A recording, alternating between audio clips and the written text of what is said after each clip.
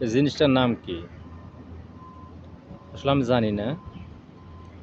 তো এই যে এই জায়গা থেকে বেরাইলো এইমাত্র, আস্তে আস্তে এদিকে আসলো।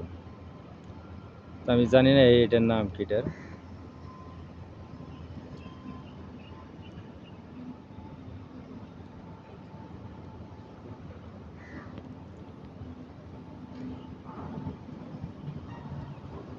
কত বড়?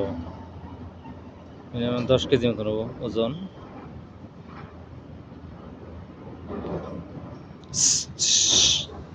আমার পানিতে সবসময় থাকে, পানি মাছ খায়।